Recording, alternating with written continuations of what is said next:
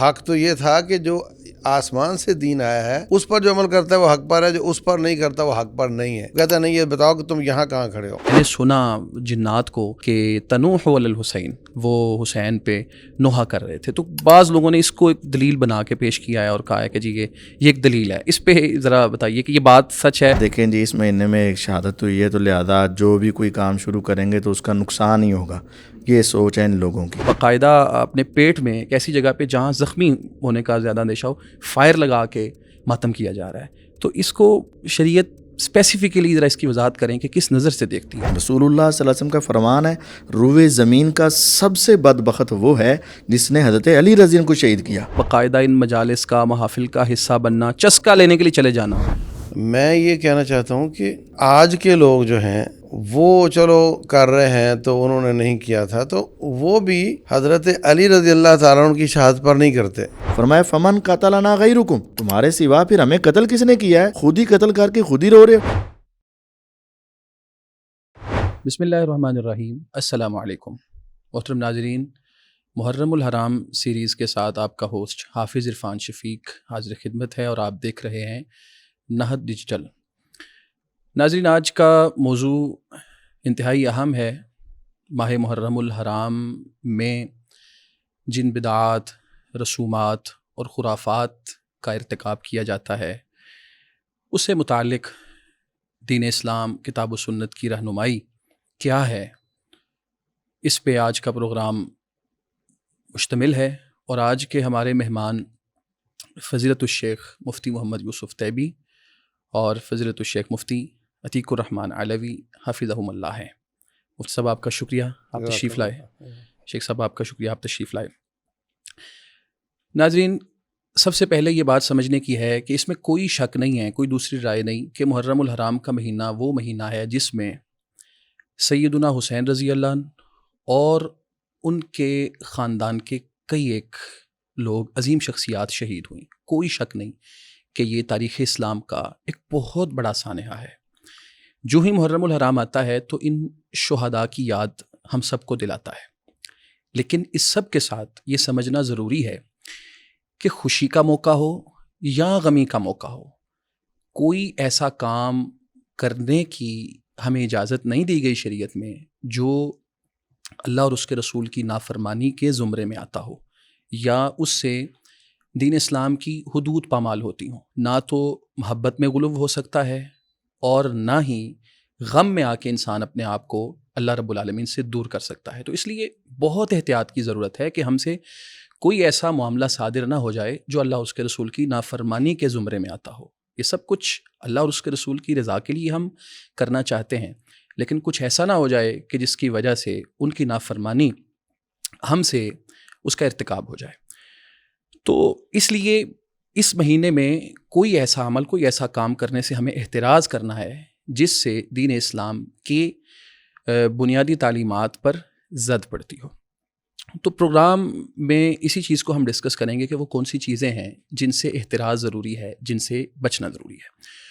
تو سب سے پہلے میں اپنے معزز مہمان مفتی محمد یوسف تیبی حافظہ اللہ، ان کی طرف چلوں گا، اور پہلے سوال کے ساتھ مفتی صاحب، محرم الحرام میں نواسۂ رسول کو اور اہل بیت کے عظیم ترین لوگوں کو شہید کیا گیا، تو سب سے پہلا سوال یہ ہے کہ کیا اس شہادت کی بیس پہ اور اس اتنے بڑے سانحے اور ظلم کی بیس پہ ماہ محرم الحرام کو سوگ کا مہینہ یا غم کا مہینہ قرار دیا جا سکتا ہے یا نہیں؟ بسم اللہ والصلاة والسلام علی رسول اللہ وعلی آلہ وصحبہ وعلا وبعد، اشہد ان لا الہ الا اللہ واشہد ان محمدا عبدہ ورسولہ صلی اللہ علیہ وسلم۔ دیکھیں جی، اس میں تو کوئی شک نہیں کہ تمام مسلمانوں کے دل میں آل رسول صلی اللہ علیہ وسلم کی محبت ہے، اور جس کے دل میں یہ محبت نہیں اس کا ایمان کا کیا اعتبار ہے۔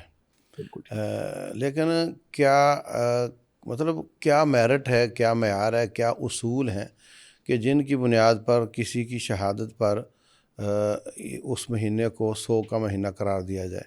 آخر اس کا کوئی تو میرٹ ہونا چاہیے نا۔ اس کے مطابق پھر ہم دیکھیں گے کہ کتنی شخصیات دنیا سے گئیں، اور پھر کون سا مہینہ سوگ والا بنتا ہے۔ تو اگر کوئی بھی معیار قائم کر لیں ہم، اگر ہم کہیں کہ نبیوں کے وفات پر 100 کا مہینہ قرار دینا چاہیے تو وہ کون کون سا مہینہ ہے؟ تو سال میں کون سا مہینہ بچے گا؟ اگر ہم کہیں صحابہ کرام کی وفات پر یا ان کے اوپر ظلم پر تو پھر کون کون سا مہینہ بچے گا جو 100 کا نہیں ہے؟ کیونکہ ہمارے تو ہر سال میں ہر مہینے میں کوئی نہ کوئی اس طرح کے حادثے تاریخ میں ہوتے رہے ہیں۔ اگر کوئی کہے کہ نہیں نبی صلی اللہ علیہ وسلم کے نواسے کے لیے تو وہ مہینہ 100 کا ہونا چاہیے اور باقی صحابہ کرام کی شہادت پر یا ان پر ظلم پر ایسا نہیں ہونا چاہیے، تو اس کی پھر دلیل چاہیے ہمیں۔ بالکل دلیل تو ہمارے پاس کوئی نہیں ہے۔ ٹھیک، تو جو سیرت مصطفیٰ ہے صلی اللہ علیہ وسلم وہ ہمیں بتاتی ہے کہ سوگ 3 دن سے زیادہ نہیں ہوتا۔ ٹھیک ہے، آپ کی بیوی نے 3 دن کے بعد اپنے آپ کو خوشبو لگائی اور کہا کہ مجھے ضرورت نہیں تھی، مگر میں نے اس لیے یہ لگائی تاکہ میں بتاؤں کہ بیوی کے علاوہ 3 دن سے زیادہ سوگ جائز نہیں ہے۔ بالکل تو صحیح، رسول اللہ صلی اللہ علیہ وسلم کی رحلت، آپ کا دنیا سے جانا اور آپ کی بھی شہادت ہے، آپ پر بھی مظلوم شہید ہوئے ہیں آپ بھی۔ بخاری شریف کی حدیث ہے، رسول اللہ صلی اللہ علیہ وسلم فرماتے ہیں عائشہ وہ جو 5 سال پہلے زہریلا گوشت کھلایا تھا یہودیوں نے، خیبر کے موقع پہ، وہ میری شہرہ کو کاٹ رہا ہے، وہ اس وقت میری شہرہ کو کاٹ رہا ہے۔ اللہ نے اس وقت اس کو ڈی ایکٹیو کر دیا اور آپ کی آخری وقت میں اس کو ایکٹیویٹ کر دیا تاکہ آپ کی جہاں سینے پہ امام الانبیاء کا تمغہ ہے، سید المرسلین کا تمغہ ہے، خاتم النبیین کا اور سید ولد آدم کا، وہاں ایک تمغہ یہ بھی ہو کہ آپ شہید ہیں۔ تو اب ان کی رحلت، ان کا دنیا سے چلے جانا، اس سے بڑا غم امت پر کوئی نہیں آیا ہے۔ تو پھر ربیع الاول کو بھی 100 کا مہینہ ہونا چاہیے۔ بالکل صحیح، تو یہ کوئی قاعدہ ضابطہ نہیں ہے۔ اسلام کیا ہے جو نبی صلی اللہ علیہ وسلم پر نازل ہوا اور آپ کے دنیا سے جانے پر بننا بند ہو گیا، اس پر عمل کرنا یہ دین ہے۔ جو اس پہ عمل کرتا ہے وہ حق پر ہے۔ اور یہی ہم سے مطلوب ہے۔ بالکل۔ یہ نا بنیادی طور پر میں ایک پیغام دینا چاہوں گا کہ ہمیں ڈی ٹریک کیا جاتا ہے، ہمیں اپنی پچ پر کھلایا جاتا ہے۔ دیکھیں نا، ایک شخص کہتا ہے جو آسمان سے شریعت نازل ہوئی قرآن اور سنت کی شکل میں، جو اس پر عمل کرے گا عقیدے اور عمل کے حساب سے، وہ حق پر ہے۔ ایک شخص کہتا ہے نہیں، فلاں سن میں نبی صلی اللہ علیہ وسلم کی دنیا سے جانے سے آدھی صدی بعد ایک واقعہ ہوا، بڑا دلگداز تھا، جو اس میں اس پارٹی کے ساتھ ہے وہ حق پر ہے اور جو اس پارٹی کے ساتھ ہے وہ باطل پر ہے۔ یعنی وہ تو آپ کو اپنی پیچ پر لے آیا نا۔ بالکل، حق تو یہ تھا کہ جو آسمان سے دین آیا ہے اس پر جو عمل کرتا ہے وہ حق پر ہے، جو اس پر نہیں کرتا وہ حق پر نہیں ہے۔ وہ کہتا ہے نہیں، یہ بتاؤ کہ تم یہاں کہاں کھڑے ہو۔ تو میں سمجھتا ہوں اللہ تبارک و تعالیٰ فرماتے ہیں وَيَوْمَ يُنَادِيهِمْ فَيَقُولُ مَاذَا أَجَبْتُمُ الْمُرْسَلِينَ، اللہ تعالیٰ اس دن پکارے گا اور سوال کرے گا بتاؤ جو میں نے نبی بھیجے تھے ان کی دعوت کا تم نے کیا جواب دیا ہے۔ بالکل صحیح، اللہ یہ نہیں فرمائے گا کہ فلاں سن میں جو حادثہ ہوا تھا ان میں تم کہاں کھڑے تھے، تمہارا کیا موقف تھا، یہ اللہ نہیں پوچھے گا۔ تو وہ شخص جو طالب علم کو ایسے سوالات کے جواب یاد کروائے جو پیپر میں نہیں ہیں، وہ کیسے خیر خواہ ہو سکتا ہے؟ ہمیں تو وہ پیپر اور وہ سوالوں کے جواب یاد کرنے ہیں یا عمل کرنا ہے جو ہمارے پیپر ہیں، جو رب نے پوچھنے ہیں۔ یہ تو کہیں پیپر ہے ہی نہیں۔ تو ہمیں محبت بہت ہے اور ہم ان کے لیے رحمت کی دعا بھی کرتے ہیں، درجات کی بلندی کی دعا بھی کرتے ہیں، اور ظالموں کو اللہ نیست و نابود کرے، وہ کوئی بھی تھا جو ظالم تھا جس نے ظلم کیا، اللہ تعالیٰ اس کو نیست و نابود کرے، مگر ہم 1400 سال بعد ان کی عدالت لگا کر فیصلے کر کے اس کو لعن طعن شروع کر دیں، یہ ہمیں زیب نہیں دیتا۔ بالکل ٹھیک ہے۔ مفتی صاحب، آپ اس پہ ذرا اپنی رائے پیش کریں کہ اس مہینے کو جس طرح شیخ صاحب نے کہا کہ سوگ کا مہینہ قرار نہیں دیا جا سکتا، سوگ جو ہے وہ خاتون کے لیے ہے اور وہ بھی 3 دن کے لیے ہے، اور اگر اس کا خاوند فوت ہوتا ہے تو 4 ماہ 10 دن کے لیے ہے۔ اس میں تھوڑا ایک یہ بھی واضح ہو جائے کہ سوگ ہے کیا، یعنی ایک تو یہ ہے کہ اس مہینے کو سوگ قرار دینا، سوگ کا مہینہ قرار دینا، اس کی بھی نفی مطلوب ہے، اور سوگ ہے کیا اس کی وضاحت بھی ضروری ہے۔ بسم اللہ الرحمن الرحیم۔ سوگ کا مطلب ہے کہ ایسی چیزیں جو بناؤ سنگار والی ہیں یا خوبصورتی والی ہیں جیسے زیب و زینت ہے اس کو ترک کر دینا یہ سوگ ہے. ٹھیک ہے. وہ مرد ہو تو بہت اچھے لباس وغیرہ پہننا، جو ایک جیسے شادی کے اوپر انسان تیار زیادہ ہوتا ہے، مینٹین کرنا، مینٹین کرنا، اس سے بچنا یہ سوگ ہے. صحیح ہے. عورت کے لیے وہ زیورات وغیرہ اتار دینا. تو یہ بات شیخ صاحب نے درست فرمائی کہ یہ سوگ در حقیقت اگر حدیث کو دیکھا جائے تو ہے ہی صرف عورت کے لیے، اور مرد کے لیے تو سوگ کا تذکرہ ہی نہیں ہے، اور وہ بھی صرف 3 دن کے لیے. اور غم اور سوگ میں فرق یہ ہے کہ غم انسان ہے کہ کسی وقت بھی کوئی چیز سنتا ہے تو اس کی ایک کیفیت تبدیل ہوتی ہے، تو اس کیفیت کی تبدیلی کا نام ایک غم ہے. صحیح ہے. اور لیکن یہ جان بوجھ کر یہ سارے معاملات کو تبدیل کرنا، تکلفاً اور بناوٹ کے ساتھ، یہ سوگ کی شکل ہے. شریعت میں سوگ صرف عورت کے لیے ہے، اور وہ بھی کسی کی وفات پر، لیکن 3 دن کے بعد یہ سارا معاملہ ختم ہو جاتا ہے. بالکل. ایک میں انٹر کروں گا تھوڑا بات. آپ کی بات سے مجھے حدیث یاد آئی کہ نبی صلی اللہ علیہ وسلم کا نواسہ آل رسول ہیں، کوئی شک نہیں. تو آپ کا اپنا بیٹا کیا ہے؟ بالکل وہ آل رسول نہیں ہے. بالکل. ان کی وفات ہوئی ہے آپ کے ہاتھوں میں، اور آپ فرماتے ہیں القلب یحزن والعین تدمع وما نقول الا ما یرضی ربنا. جو غم کی بات آپ نے کی کہ دل میں غم ہے اور آنکھ بھی آنسو بہا رہی ہے، مگر ہم زبان سے کوئی ایسا جملہ ادا نہیں کریں گے جو رب کو ناراض کرتا ہو. اور نہ ہی جس مہینے یا دن میں رسول اللہ علیہ الصلوۃ والسلام کے بیٹے کا انتقال ہوا ہے، رسول اللہ نے اپنے دور میں اس دن کو یا اس مہینے کو سوگ کا قرار دیا ہو، یا اس میں کچھ ایسا کوئی ایلیمنٹ ہو، ایسا کچھ نہیں. بالکل نہیں ہے. میں کہہ رہا ہوں وہ زیادہ اولا ہے کہ وہ آل رسول کہلائیں جی صلی اللہ علیہ وسلم. اور فرمایا لو حیا لکان صدیق النبی، اگر یہ زندگی پاتے تو یہ سچے نبی ہوتے. بے شک. تو ان کی اتنی شان ہے، وہ مہینہ سوگ کا نہیں بنا، اور وہ انہوں نے غم کرنے کا طریقہ بھی سمجھا دیا بالکل. کہ غم دل میں ہے، آنکھوں میں آنسو ہیں، مگر زبان سے یا حرکات سے وہی کوئی کلمہ ایسی ہے چیز جو نہیں اللہ کو صادر راضی ہوگی کرتا ہے. جو اللہ تعالیٰ کو ناراض کرنے والی. یعنی آپ نے اسی وقت سے کوئی لباس خاص تبدیل کرنا یا کوئی ایسی ٹھیک ہے. اس کی کیفیت طرف ہم بنانا. چلتے ہیں کہ اور سوگ. جی دیکھیں اس میں یہ بات بھی ہے، جیسے شیخ صاحب فرما رہے ہیں کہ نبی صلی اللہ علیہ وسلم کے ایک بیٹا نہیں، آپ کے کئی بیٹے فوت ہوئے، اور آپ کی 3 بیٹیاں آپ کی زندگی میں فوت ہوئیں، اور آپ کی 2 بیویاں، اور سیدہ خدیجہ رضی اللہ عنہا کا غم نبی کریم صلی اللہ علیہ وسلم کو بہت زیادہ تھا، عام الحزن. اور آپ ساری زندگی اس کو یاد بھی رکھتے رہے کہ خدیجہ خدیجہ ہی تھی. لیکن آپ نے ان کے ایام وفات کو نہ تو اس طریقے سے کرا اور نہ ان مہینوں کو ایسے کیا.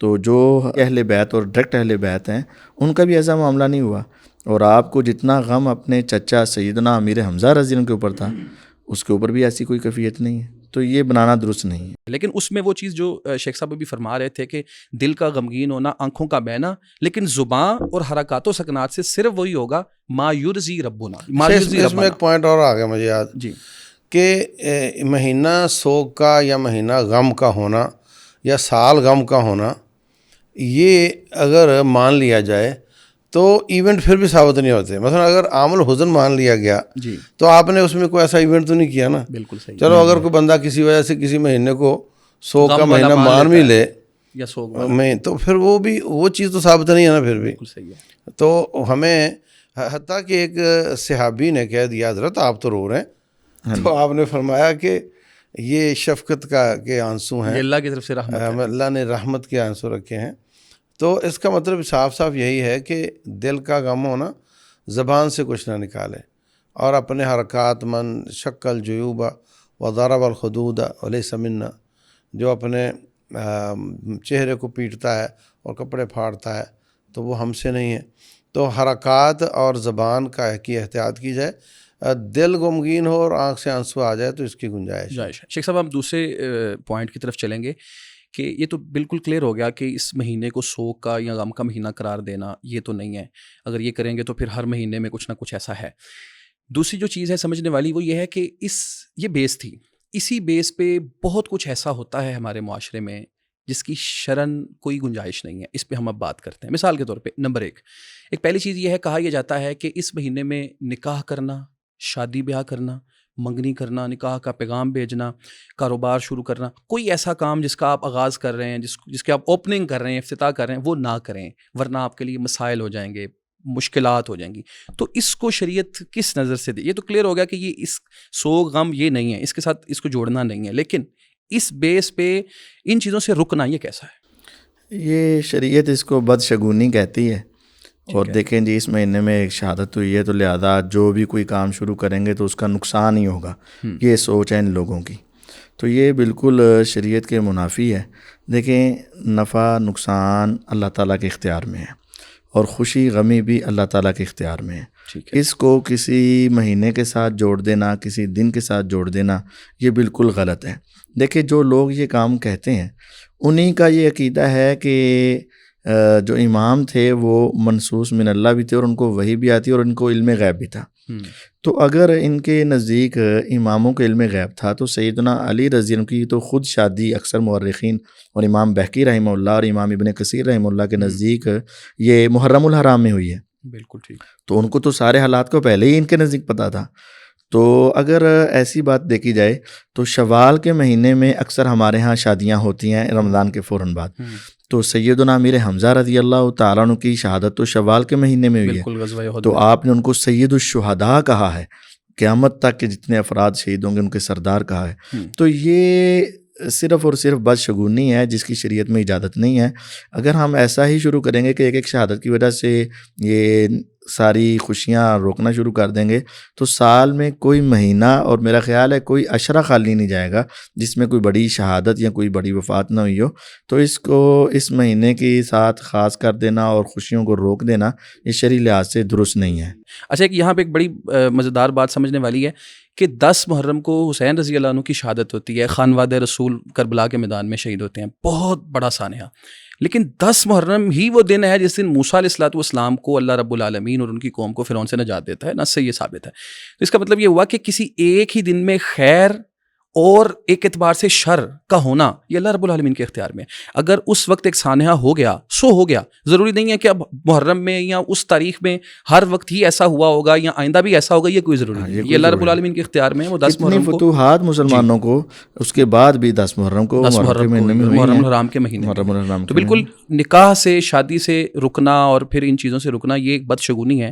شریعت میں اس کا جو ہے وہ کوئی جواز نہیں ہو سکتا. شیخ صاحب، سوگ اور غم کے نام پہ اسی مہینے کے اندر ماتم، نوحہ، زنجیر زنی، باقاعدہ طور پہ اپنے ہاتھوں کے ساتھ اپنے سینے کو پیٹنا، اور بلکہ یہ تو وقت کے ساتھ ساتھ چیزیں بڑی بڑھ رہی ہیں. ایک ویڈیو میں دیکھا گیا کہ وہ باقاعدہ اپنے پیٹ میں ایک ایسی جگہ پہ جہاں زخمی ہونے کا زیادہ اندیشہ ہو فائر لگا کے ماتم کیا جا رہا ہے. تو اس کو شریعت اسپیسیفکلی ذرا اس کی وضاحت کریں کہ کس نظر سے دیکھتی ہے. بسم اللہ الرحمن الرحیم. میں پہلے بھی عرض کر چکا ہوں کہ اسلام وہ ہے جو نبی محمد صلی اللہ علیہ وسلم پر نازل ہوا اور ان کے دنیا سے چلے جانے پر بند ہو گیا. اب ما لم یکن دینا فہو الیوم لیس بدین. امام مالک رحمۃ اللہ علیہ فرماتے تھے کہ ہر شخص کی بات کو لیا بھی جا سکتا ہے. کل یؤخذ منہ ویرد علیہ الا صاحب ھذا القبر. یہ قبر والی شخصیت جو ہے نا، ان کی بات صرف لی جا سکتی ہے، رد نہیں ہو سکتی. اور جو ان کے زمانے میں دین تھا نا وہی آج دین ہے، اور جو ان کے زمانے میں دین نہیں تھا وہ آج بھی دین نہیں ہے. تو یہ مہینہ بالکل روٹین کے ساتھ گزارنا چاہیے. اور اس میں جو اضافی چیز جو روٹین سے ہٹ کر ہے وہ یہ ہے کہ پورے محرم کے روزے وہ سارے سال کے روزوں سے افضل ہیں. تو اس حساب سے افضل الصیام بعد رمضان صیام شہر اللہ المحرم. رمضان کے بعد سب سے افضل روزے وہ محرم کے روزے ہیں. تو ہمیں زیادہ زیادہ روزے رکھنے چاہیے، اور خصوصاً 9-10 کا روزہ، یا کچھ لوگ صرف 9 کا بولتے ہیں، اپنا اپنا اجتہاد ہے. تو یہ روزے رکھنے چاہیے. اور باقی کوئی ایسا کام جو روٹین سے ہٹ کر ہو وہ ثابت نہیں ہے. ان دنوں کو روٹین کے دنوں کے ساتھ گزارنا چاہیے. اور یہ جو سینہ کو بھی اور جو نوحہ کرنا ہے، نوحہ تو جاہلیت اور کفر کی نشانی ہے. رسول اللہ صلی اللہ علیہ وسلم فرماتے ہیں کچھ چیزیں ہیں جو میری امت میں رہیں گی اور وہ چھوڑیں گے نہیں. ایک ہے اپنے کسی کے کسی کی برادری پر تانہ دنی کرنا، کسی کے نسب نامے پر، اور ایک نوحہ کرنا، اور تیسرا کیا ہے؟ الفخر بالاحساب والطعن فی الانساب والنیاحۃ علی المیت. ہاں، اپنے حسب اور نسب پر فخر کرنا اور میت پر نوحہ خوانی کرنا. تو یہ بالکل جائز نہیں ہے. صحیح بخاری میں ہے کہ جو نوحہ کرتے ہیں ان کی وجہ سے جو میت ہے اس کو تکلیف دی جاتی ہے.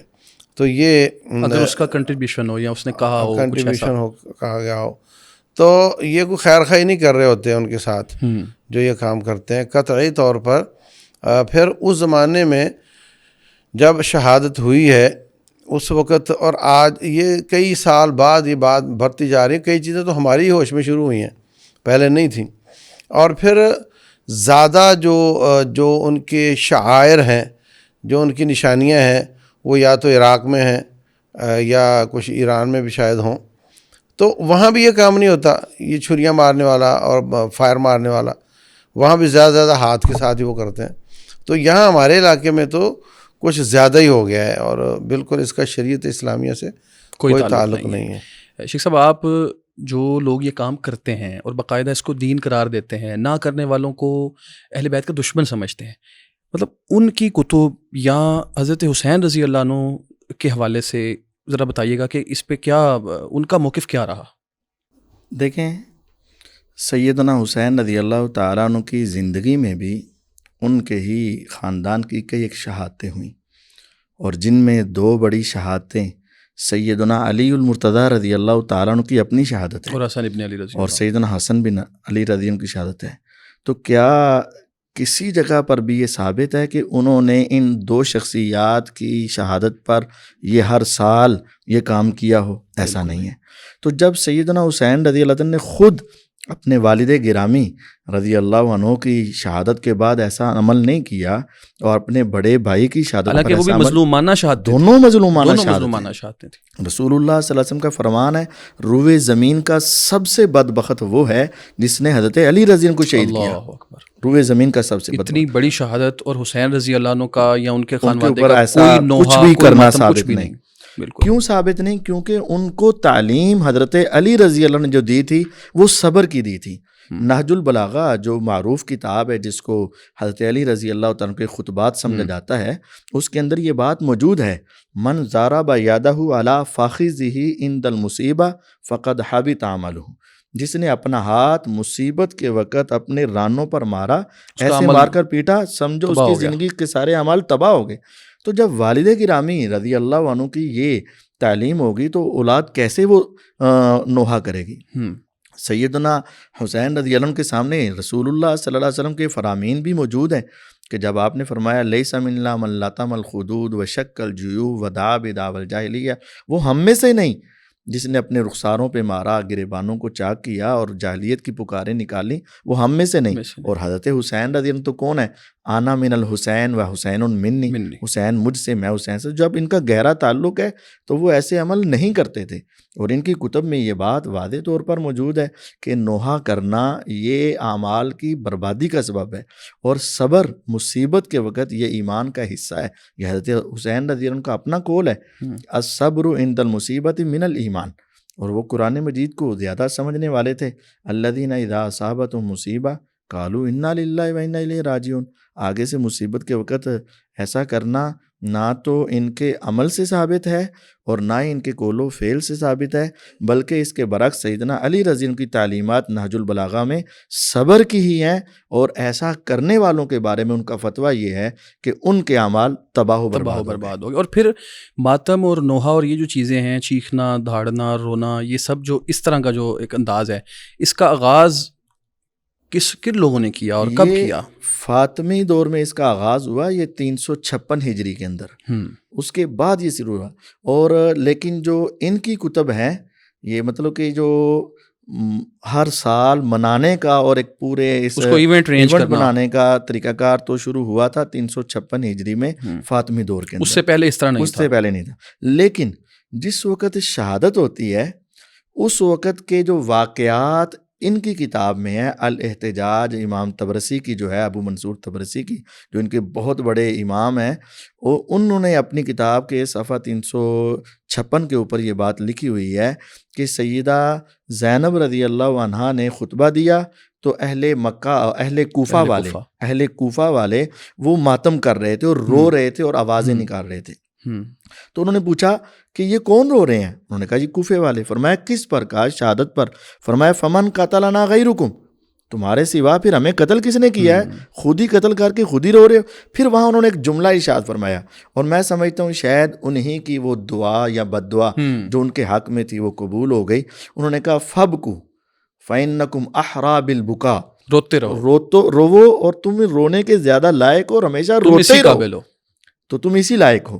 تو میرا خیال ہے ان کی وہ بد دعا قبول ہوئی اور آج تک اس کا مطلب یہ ہوا کہ سیدنا حسین رضی اللہ عنہ کی یا ان کے والد گرامی رضی اللہ عنہ، نہ ان کی یہ تعلیم ہے، نہ انہوں نے ایسا کام کیا، بلکہ صبر کی تلقین کرتے رہے، ان چیزوں سے روکتے رہے، اور جنہوں نے شہید کیا تھا وہی یہ سب کچھ کر رہے تھے، اور پھر زینب رضی اللہ عنہ کی بد دعا ان کے لیے بھی موجود تھی. یہ اصل میں وہی طریقہ کار ہے جو سیدنا یوسف علیہ السلام کو ان کے بھائیوں نے گرایا اور بعد میں وجاؤ اباہم عشاء یبکون، اور انہوں نے خود ہی قتل کیا اور بعد میں خود ہی رونا شروع کر دیا.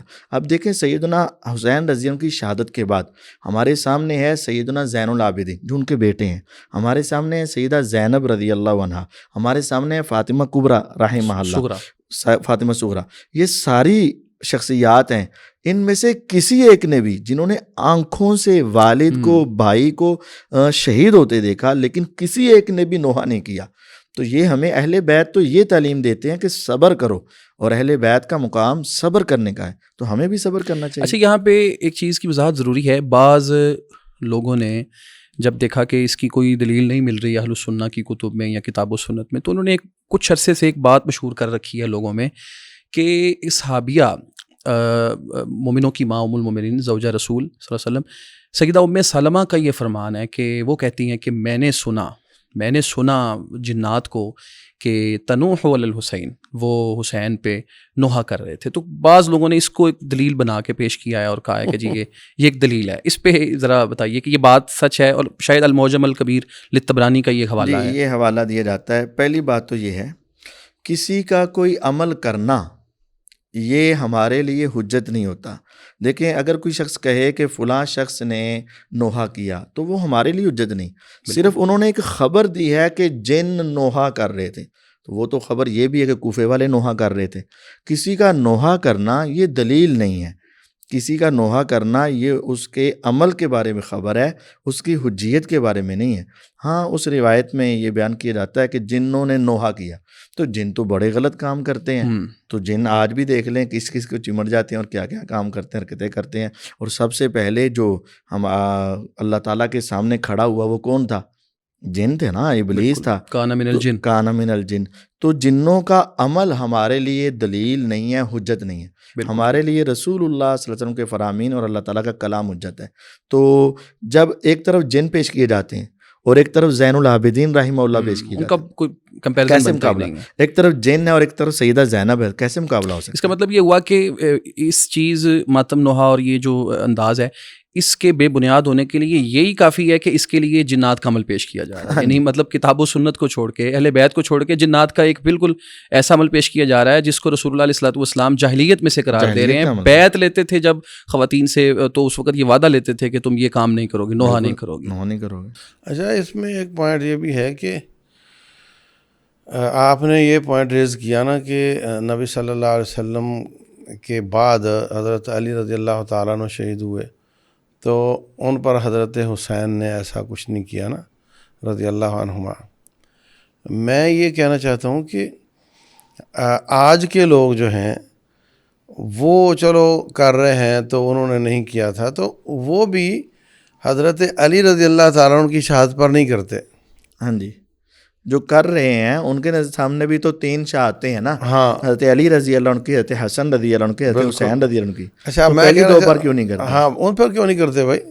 یعنی اگر حضرت حسین رضی اللہ تعالیٰ عنہما کی بڑی شان ہے تو حضرت علی کی شان زیادہ نہیں ہے؟ کوئی شک نہیں اس میں. رضی اللہ عنہ وہ ہمارے سر کے تاج ہیں, آنکھوں کا نور ہے. یہاں ویسے وہ ایک بات کر دیتے ہیں کہ جی جس طرح شہادت حضرت حسین رضی اللہ عنہ کی ہوئی ہے خاندان سمیت اور کتنا بڑا لاؤ لشکر, وہ لیول نہیں تھا. مطلب یہ مطلب نہیں, ایسی بات نہیں ہے. نبی کریم صلی اللہ علیہ وسلم نے ایک تو فضیلت کے اعتبار سے فرمایا کہ حسن حسین رضی اللہ عنہ جنت کے نوجوانوں کے سردار ہیں, وابوہما خیر منہما, خیر منہما. لیکن جب حضرت علی رضی اللہ عنہ کی شہادت دیکھے, کچھ ظالم نے آپ کے سر پر لگایا اور آپ کا سر پھاڑ دیا, اور دو حصوں میں اس کو, ہاں خون کے ساتھ آپ کی داڑھی رنگین ہو گئی. ظلم تو بہت ہوا. اور حضرت حسن رضی اللہ عنہ کو جب زہر دیا گیا اور زہر کے ساتھ جو تکالیف انہوں نے دیکھی, اور حضرت حسین رضی اللہ عنہ خود تڑپ جاتے تھے اور کہتے تھے مجھے بتائیں آپ کو زہر کس نے دیا ہے, میں اس سے بدلہ لینا چاہتا ہوں. تو یہ ساری باتیں تو ویسے بھی بھائی اور والد کا جو غم ہے وہ انسان کو سب سے زیادہ تڑپا دیتا ہے.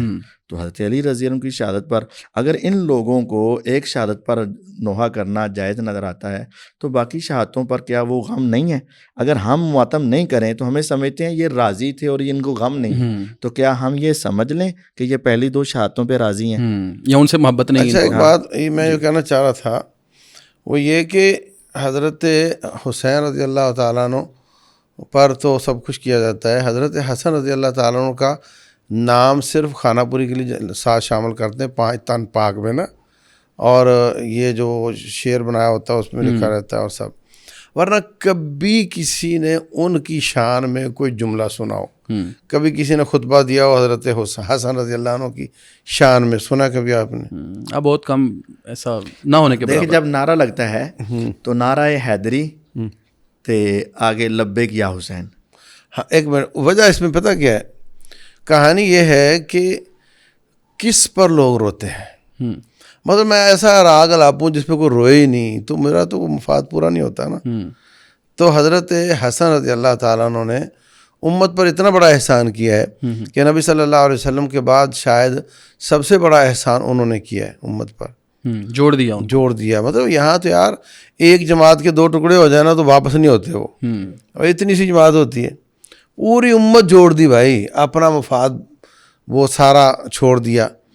تو انہوں نے جوڑا تھا, تو ان کا نام اس لیے توڑنے والوں کو کبھی پسند نہیں ہوگا ان کا. ہاں, تو اس لیے وہ بیچارے نا, ان کا نام ایک لسٹ میں شامل ضرور ہے, مگر میں نے آج تک نہیں سنا کہ کبھی کسی نے حضرت حسن رضی اللہ تعالیٰ عنہ پر نا کوئی ان کی شان, کوئی سیرت, کوئی جلسہ, کوئی اس انداز میں جلا سنیں گے بھی نہیں. ہاں, کیونکہ اس پر مطلب کیا روئیں گے آپ میں آپ کو سناتا ہوں, آپ کو رونا ہی نہیں آئے گا. تو اس سے ہمیں کیا ملے گا بھائی؟ تو ہم تو وہ بیان کریں گے جس پر لوگ روئیں, اور روئیں گے تو کچھ نکلے گا نا, ایسا تھوڑی نکلے گا. اچھا, اس میں ایک چیز اور بھی اس کی وضاحت بھی ضروری ہے اسی پروگرام کی وساطت سے, کہ غم شہادت حسین اور خانواد رسول کے نام پہ تعزیہ داری کی جاتی ہے. تعزیہ تو ویسے ظاہر ہے تعزیت سے ہے, ایک مطلب شرعی اصطلاح ہے, دلاسا دینا, حوصلہ دینا, وہ تو ٹھیک ہے. لیکن تعزیہ داری باقاعدہ طور پہ سونا, چاندی, اسٹیل, لکڑی, بانس, کپڑا, ان چیزوں پہ مشتمل قبر نما ایک شبی بنائی جاتی ہے, اس کو تیار کیا جاتا ہے, کندھوں پہ اٹھایا جاتا ہے, اٹھا کے پھر اس کا باقاعدہ طور پہ ایک جلوس نکالا جاتا ہے. اس چیز کو تعزیہ داری یعنی حسین رضی اللہ عنہ کی قبر کی شبی بنا کے اور 10 محرم کے جلوس میں اس کو اس طرح پھر ایک جلوس کی شکل میں چلایا جاتا ہے. شیخ صاحب وضاحت کیجئے کہ اس عمل کی شرعی حیثیت کیا ہوگی؟ بسم اللہ الرحمن الرحیم. دیکھیں, ماذا بعد الحق الا الضلال, جو حق نہیں وہ سب باطل ہے. مطلب جب رسول اللہ صلی اللہ علیہ وسلم نے ان چیزوں کو, یہ آپ سے ثابت نہیں کہ آپ نے کسی بھی دنیا سے جانے والے پر ایسا کیا ہو, اور خود حضرت حسین رضی اللہ عنہ سے ثابت نہیں کہ انہوں نے اپنے والد گرامی یا اپنے بھائی کے شہادت پر ایسا کیا ہو, تو یہ ان کی سیرت کے بھی, ان کی سنت کے بھی خلاف ہے, ان کے فرامین کے بھی خلاف ہے. اور پھر دلیل بھی کوئی نہیں اس کے ثبوت کی. تو جو دین تو وہ ہے جو ثبوت والا ہو, جو ثبوت والا نہیں وہ دین نہیں ہے. لیکن میں یہ کہنا چاہ رہا ہوں کہ یہاں پر نا بے شمار لوگ ان کی رونق کو بڑھانے کے لیے چلے جاتے ہیں. دیکھے تو صحیح کیا ہو رہا ہے, دیکھے تو صحیح کیا ہو رہا ہے. تو میں ان کو یہ کہنا چاہ رہا ہوں کہ رسول اللہ صلی اللہ علیہ وسلم فرماتے ہیں, من رأى منکم منکرا فلیغیرہ بیدہ, جو برائی دیکھے ہاتھ سے روکے, نہیں تو زبان سے روکے, نہیں تو دل سے برا جانے, اور جو دل سے برا جانتا ہے وہ پھر اس کو پروموٹ نہیں کرتا. اس میں یہ میرا اگلا سوال یہی تھا کہ تعزیہ داری اور یہ ماتم نوحہ یہ سب چیزیں جب شرع میں جائز نہیں ہے, نہ خانواد رسول کی یہ تعلیم ہے, تو اس کو دیکھنا, پروموٹ کرنا, باقاعدہ ان مجالس کا, محافل کا حصہ بننا, چسکا لینے کے لیے چلے جانا, اور اس کو سوشل میڈیا پہ ڈالنا, اور سب یہ درست نہیں یہ درست نہیں ہے. اور اس میں ایک ہے، بڑی یہ گناہ پر تعاون ہے. اس میں بڑی ایک واضح حدیث بھی ہے رسول اللہ علیہ الصلوۃ والسلام کی کہ آپ نے فرمایا من سمع بالدجال فلینأ عنہ، جو شخص دجال کے بارے میں سنے گا، یہ نہیں کہ وہ چسکا لینے چلا جائے، اچھا یار ویکھیے تو صحیح ہے کہ یہ بیچ کی اس میں اس چکر میں نہ پڑے وہ، بلکہ اس سے بچنے کی کوشش کرے. تو مطلب یہ ہوا کہ جو غیر شرعی امور ہیں، ہاں ایک شخص دیکھتا ہے، اس کی تردید جیسے آپ نے کہا کہ اس کو روکنے کے لیے، اس کی تردید موقع پر یا بعد ازاں کرنے کے لیے اس کا تو جواز ہوگا، اور وہ ہوگا بھی وہی جو اہلیت رکھتا ہے اس چیز کی. لیکن ایک جو عام آدمی ہے اس کا ان چیزوں کو دیکھنا، ان چیزوں کو پروموٹ کرنا، باقاعدہ ان کا حصہ بننا، وہ برائی پہ ایک تعاون کی ہی شکل ہوگی. ہاں قرآن مجید میں بھی ہے نا، اعوذ باللہ من الشیطان الرجیم، وَقَدْ نَزَّلَ عَلَيْكُمْ فِي الْكِتَابِ أَنْ إِذَا سَمِعْتُمْ آيَاتِ اللَّهِ يُكْفَرُ بِهَا وَيُسْتَهْزَأُ بِهَا فَلَا تَقْعُدُوا مَعَهُمْ حَتَّى يَخُوضُوا فِي حَدِيثٍ غَيْرِهِ إِنَّكُمْ إِذًا اذا مِثْلُهُمْ. کہ جب اللہ تعالیٰ کی آیات کا کفر ہو، استہزاء ہو، یا دین کے خلاف کوئی اعمال کیے جا رہے ہوں تو ان کے ساتھ نہیں بیٹھو. اگر تم بیٹھو گے تو انہی میں سے تمہارا شمار ہوگا. تو المرء مع من احب، تو جس کے ساتھ محبت ہے، جس کے ساتھ تمہیں پیار ہے، جس کے ساتھ چلنا پھرنا ہے، تو وہ اس کے ساتھ ہوگا. تو ان مجالس میں شرکت کرنا یا ان کو پروموٹ کرنا یا ان کے اندر جانا آنا یہ درست نہیں ہے، قطعاً بھی درست نہیں ہے. بالکل ٹھیک ہے. اچھا اس میں ایک چیز کی اور وضاحت ضروری ہے، ایک اور آپ کہہ لیں خرافات میں سے ہی ہے وہ چیز، یا رسومات کا اس کو نہ اس میں شامل کیا جائے گا اسے. وہ کیا ہے کہ عباس علمدار، غازی عباس علمدار. اور یہ وضاحت کر دوں کہ عباس وہ ہیں جو حضرت علی رضی اللہ عنہ کے بیٹے ہیں، اور علی رضی اللہ عنہ کی جو دوسری زوجہ ہیں سیدہ فاطمہ کے بعد جن سے آپ نے نکاح کیا ہے، فاطمہ بن حزام جن کا نام ہے، اور ام البنین کا ان کو جو ہے نا وہ لقب بھی دیا گیا ہے کیونکہ 4 بیٹے تھے ان کے. تو ان کے یہ بیٹے ہیں، حسین رضی اللہ عنہ کے یہ بھائی ہیں، اور کربلا کے میدان میں ان کے ہاتھ میں علم تھا روایات کے مطابق، اور یہ فرنٹ لائن پہ لڑے بھی ہیں اور بالآخر انہوں نے شہادت بھی دی ہے. تو ان کی مناسبت سے لوگ آج علم بناتے ہیں، اس پہ جھنڈا لگتا ہے اور اس کے اوپر پھر ہاتھ کا ایک پنجابی جو ہے نا وہ شاید وہ پانچتن پاک کی طرف منسوب کر کے لگایا جاتا ہے. اگر کوئی شخص محبت اہل بیت آل رسول میں یا محبت حسین رضی اللہ عنہ میں یہ کام کرتا ہے، علم لگاتا ہے یا اس کو اٹھاتا ہے، تو اس پہ شرع کیا کہتی ہے؟ دیکھیں جی، شریعت نے ہمیشہ ہی بدعات و خرافات کی تو سرکوبی کا حکم دیا ہے. اب یہ علم لگانا یا جھنڈا اٹھانا شریعت میں فقط یہ جہاد کے میدانوں میں تو درست ثابت ہوتا ہے، اور اگر آپ اپنے ملک کی محبت کے اندر آ کر ایک جھنڈا بنا ہوا ہے جو اس کی نشانی ہے، اس کا تو ثبوت ہے، تو یہ تو درست ہے. لیکن پہلی بات، یہ جو کہانی بنائی جاتی ہے کہ وہ سیدنا عباس جو تھے ان کا ایک ہاتھ کاٹ دیا گیا، انہوں نے جھنڈا دوسرے ہاتھ میں پکڑ لیا، پھر دوسرا ہاتھ بھی کاٹ دیا گیا، جو جعفر طیار رضی اللہ جیسی سچویشن بنانے کی کوشش کی جاتی، اس کا قطعاً کہیں ثبوت ہی نہیں ہے. ٹھیک. تو جب ان کے بازو کاٹنے کا ہی کہیں ثبوت نہیں ہے اور جھنڈا تھامنے کا ہی کہیں ثبوت نہیں ہے، تو پھر وہ اس کی طرف منسوب کر کے یہ نظام بنانا کیسے درست ہے؟ اور ویسے بھی شریعت نے دائیں ہاتھ کو زیادہ پسند کیا ہے بنسبت بائیں ہاتھ کے، اچھے کاموں کے لیے دائیں ہاتھ، اچھے کاموں کے لیے. تو آپ جب بھی ان کا دیکھیں گے تو وہ بائیں ہاتھ کا جھنڈا ہوگا، جو کہ اس چیز کی نشانی ہے کہ یہ دائیں ہاتھ والے کام نہیں ہے، یہ بائیں ہاتھ والوں کے کام ہے. بالکل ٹھیک ہے.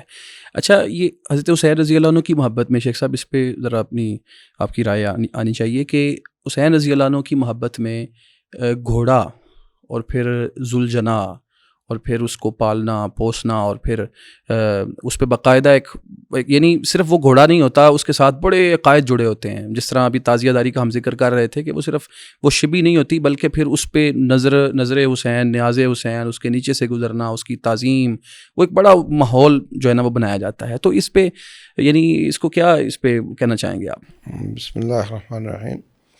دیکھیں اسلام میں جو غلو ہے اس کی بہت نفی کی گئی ہے. لا تغلو فی دینکم، اپنے دین میں غلو نہ کرو. جن لوگوں نے حضرت عیسیٰ علیہ السلام کی شان میں غلو کیا انہوں نے ان کو اللہ کا بیٹا قرار دے دیا، نعوذ باللہ. اور جن لوگوں نے نبی صلی اللہ علیہ وسلم کی شان میں غلو کیا انہوں نے ان کو اللہ کا جز قرار دے دیا، نعوذ باللہ، نور کا حصہ قرار دے دیا. تو آپ نے فرمایا لا تطرونی کما اطرت النصارى ابن مریم، میری شان میں ایسی محبت کے دعوے یا ایسا غلو نہیں کرنا، ایسی زیادتی نہیں کرنی جیسے عیسائیوں نے کی تھی. تو غلو اور تقصیر یہ دونوں غلط ہیں. نہ تو آل رسول علیہ الصلوۃ والسلام کی شان میں کسی قسم کی کمی کمی اجازت کرنا یہ درست ہے، اور نہ ہی ان کے میں مبالغہ آرائی کر کے ان کی اس طرح کے گھوڑے کی تعظیم اور اس کی عبادت اور اس کو باعث شفا سمجھنا اور اس کے نیچے سے لوگوں کو اس کے سامنے جھکا دینا. جھکنا اللہ کے سامنے چاہیے. اور گھوڑا جو ہوتا ہے اس کو سارا سال پالا جاتا ہے اور وہ اس کے اوپر سواری کوئی نہیں کرتا، اور اس کے نام پر، گھوڑے کے نام پر پلاٹ ہوتے ہیں، مطلب باقاعدہ اس کی ایک جو ہے نا وہ پراپرٹی سمجھی جاتی ہے. نہیں سمجھی نہیں جاتی، انتقال ہوتا ہے اس کے نام پہ. اچھا، یہ مجھے پتہ چلا ہے. تو یہ سب چل رہا ہوتا ہے. ان سب کی کوئی گنجائش اس دین میں نظر نہیں آتی جو رسول اللہ آسمان نے سے دیا ہے، آیا. یا جو خانواد رسول کے پاس تھا. بالکل آسمان سے جو ہے اس میں یہ نہیں ہے. گھوڑا تو باعث برکت ہے، لیکن اس گھوڑے کے ساتھ جو کچھ جوڑ دیا گیا ہے اور جو ایک پورا دین کھڑا کر دیا گیا، اور جو سب سے ایک بڑی آپ نے باریک بات کی کہ اس پہ سواری کو بھی ناجائز سمجھا جاتا ہے.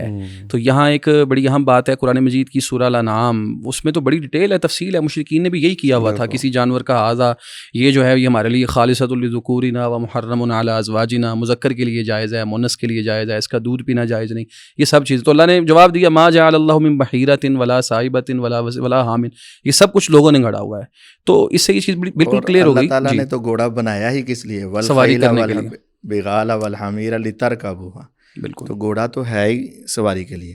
اور دوسری بات، گھوڑا باعث عزت و شرف وہ ہے جو جہاد کے لیے ہے، یا جو ریا کے لیے ہے، ہاں اس کی تو وہ مذمت تو ہے. باعث مذمت ہے. بالکل. جو گھوڑا جہاد کے لیے ہے یا اپنی ضروریات کے لیے ہے اور اس کو استعمال کیا جاتا ہے وہ تو باعث خیر ہے، لیکن جو صرف ریا کے لیے ہے وہ تو باعث خیر ہے ہی نہیں. اور یہ تو گھوڑا اگر عبادت کے لیے، عبادت کے لیے ہے، اور اس کے ساتھ بہت سارے نفع نقصان کے جو عقیدے جڑے ہوئے ہیں، تو گویا کہ یہ تو شرک کے بھی باعث بننے والا ہے. تو اس ذریعے کو روکنا تو لازم ہے، کیونکہ نفع نقصان فائدہ یہ تو اللہ تعالیٰ کی ذات کے ساتھ خاص ہے. بالکل. اچھا، یہ ایک چیز کی وضاحت بھی ضروری ہے کہ یہ جس کو گھوڑا حسین رضی اللہ عنہ کے گھوڑے والا سمجھا جا رہا ہے، یہ وہ ہے بھی کہ نہیں؟ ہاں، اس میں ایک تو لطیفہ یہ ہے کہ دیکھیں دنیا کے اندر جس کے پاس سے سامان برآمد ہو اس کے اوپر ہی الزام عائد ہوتا ہے. بالکل. تو جھنڈا بھی جس کے پاس سے مل رہا ہے، گھوڑا بھی جس کے پاس سے مل رہا ہے، اور شبی بھی جس کے پاس سے مل رہی ہے، کپڑے بھی جس کے پاس سے مل رہے ہیں، تو سوچنے کی بات ہے کہیں اصل قاتل یہی تو نہیں. ایک بات تو یہ. دوسرا ہے کہ گھوڑا صرف حضرت حسین رضی اللہ عنہ کا تھوڑی نہ تھا، اس سے پہلے رسول اللہ صلی اللہ علیہ وسلم کے گھوڑے بھی تھے. حضرت حسین رضی اللہ کا گھوڑا تھا، حضرت حسن کا گھوڑا تھا، حضرت علی کا گھوڑا تھا، اور بھی اس کے اندر قافلے کے اندر بہت زیادہ تھے. تو یہ ایک گھوڑے کو خاص کر لینا یہ صرف اور صرف اپنے مذموم عقائد کے لیے ہی بنایا گیا، ورنہ عقلی اور نقلی اعتبار سے تو اس کا کوئی وجود نہیں ہے. بالکل ٹھیک ہے. اچھا، اس میں ایک اور چیز کی وضاحت ضروری ہے کہ محرم الحرام میں مجالس عزا کا اہتمام ہوتا ہے، یا اس کے علاوہ بھی بہت سارے پروگرامز، جلسے، جلوس منعقد کیے جاتے ہیں. کچھ تو وہ ہیں کہ جن کی خرافات واضح ہیں، کنٹینٹ بالکل کلیئر ہے کہ اس میں کیا بیان ہوتا ہے اور کیا کہا جاتا ہے، جس میں وہ تو اس کے بارے میں تو واضح ہے کہ وہ جائز نہیں ہے. لیکن اس کے علاوہ جو چیزیں ایسی ہیں کہ جو صحیح ہوتی ہیں، تو اس کے بارے میں شریعت کیا کہتی ہے، یا اس کو آپ کس نظر سے دیکھتے ہیں؟ مثلاً کون سی صحیح ہوتی ہے؟ دیکھیں، کچھ پروگرامز ایسے ہوتے ہیں عشرہ محرم الحرام میں جس میں صحابہ کی عظمت بیان ہوتی ہے، سیدنا حسین رضی اللہ عنہ کی شہادت کا صحیح قصہ بیان کیا جاتا ہے، یا لوگوں کو صحیح اور درست راستے کی، یہ ہمارا پروگرام بھی جیسے ہے محرم الحرام کے پہلے عشرے میں یہ نشر ہو رہا ہے. تو اس چیز پہ آپ کیا کہتے ہیں؟ اور اس کے مقابلے میں جو دوسرا ایک پورا مجالس کا جو بازار گرم ہے، اس پہ آپ کیا کہتے ہیں؟ دیکھیں، جب کوئی بدعت ہوتی ہے یا کوئی اعمال خلاف سنت و شریعت ہوتے ہیں تو اس کو روکنا اہل علم کی ذمہ داری ہوتی ہے، وہ قولی طور پر ہو، فعلی طور پر ہو. تو یہ فعلی طور پر اگر آپ کو جس موقع پر یہ چیزیں زیادہ نظر آ رہی ہیں اسی موقع پر اگر آپ روک دیتے ہیں یا اس کو نشر کر دیتے ہیں، حالانکہ یہ ہمارا پروگرام ہو تو محرم سے پہلے ہی رہا ہے، لیکن اگر اس کو آپ نشر کر دیتے ہیں تاکہ لوگوں کی اصلاح ہو جائے تو اس میں تو کوئی حرج نہیں ہے. لیکن اس ہی دن میں اسپیشل ہی وہی مجلسیں لگانا یہ میں تو اس کو مناسب نہیں سمجھوں گا، کیونکہ اس میں ان کی موافقت اور مشابہت ہوگی. اور دنیا میں جتنی بھی بدعات و خرافات ہوتی ہیں وہ آہستہ آہستہ ہی انسان کو اپنی طرف کھینچتی ہیں. میں اس کے لیے ایک سادہ مثال دیا کرتا ہوں کہ ایک پلر ہے، اس کے اوپر اگر آپ نے کوئی ٹائل وغیرہ لگانی ہے تو سیدھی وہ ٹائل تو گول نہیں ملے گی آپ کو، لیکن آپ جب چھوٹے چھوٹے ٹکڑے کر کے لگائیں گے تو ایک وقت آئے گا وہ گول ہو جائے گی. اسی طرح جتنی بھی بدعات و خرافات ہیں وہ ایک دم سے نہیں بنتی ہیں. تو اگر ہمارے ہاں بھی انہی دنوں میں یہ جلسے جلوس شروع کر لیے جائیں اور معاملات شروع کر لیے جائیں تو یہ اتنے مناسب نہیں ہے. ہاں اگر پہلے سے ریکارڈنگ ہو اور اس کی بس اس تشہیر اس لیے ہو کہ تاکہ لوگ اس سے بچ جائیں تو اس کی کچھ گنجائش معلوم ہوتی ہے. نہیں، آپ کی بات کا مقصد تو یہ ہوا کہ ریکارڈنگ جو ہے وہ اس اشرے میں نہیں ہو سکتی. اس اشرے میں ریکارڈنگ کرنا یا ایسے کرنا کہ اس وقت ہم مجالس منعقد کر لیں، یہ تو ان کے ساتھ موافقت پیدا کرنے والی اس میں اگر ہم اس کو ذرا سمرائز کریں بات کو تو شاید ذرا مزید اس کی وضاحت ہو جائے کہ ایسا عمل نہ اختیار کیا جائے جس سے اہل بدع کی مشابہت ہوتی ہو.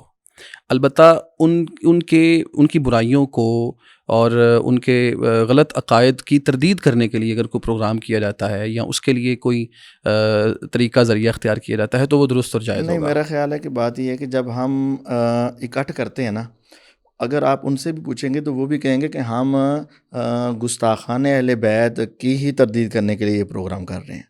تو ہم کہیں گے کہ جو اہل بیت کا نام لے کر غلط بات کر رہے ہیں اس کا تردید کے لیے پروگرام کر رہے ہیں. تو وہ جو چیز ہمارے اعتبار سے درست ہے وہ ان کے اعتبار سے غلط ہے، اور جو ہمارے اعتبار سے غلط ہے وہ ان کے اعتبار سے درست ہے. لیکن میں یہ سمجھتا ہوں کہ جس طرح سیاہ لباس ہے پورے سال میں پہنیں، لیکن ان دنوں میں پہننے سے ان کی مشابہت ہوتی ہے. آپ سبیلیں لگائیں پورے سال میں جب مرضی چاہیں، لیکن اس روز لگانے میں ان کی مشابہت ہوگی. تو اسی طرح یہ جو اکٹھ کرنا اور جلسہ اس روز کرنا اور یہ کرنا، یہ میری رائے ہے کہ میں آپ کا نقطہ نظر ہے سامنے آ گیا. شیخ صاحب آپ اس پہ اپنا نقطہ نظر ذرا پیش کریں. دیکھیں، بات یہ ہے کہ روٹین میں نا بس اوقات جلسے کرنے میں رکاوٹیں بھی آ رہی ہوتی ہیں، اور محرم میں اور یہ ربیع الاول میں اس میں اوپن ہوتا ہے تو آپ کر لیں.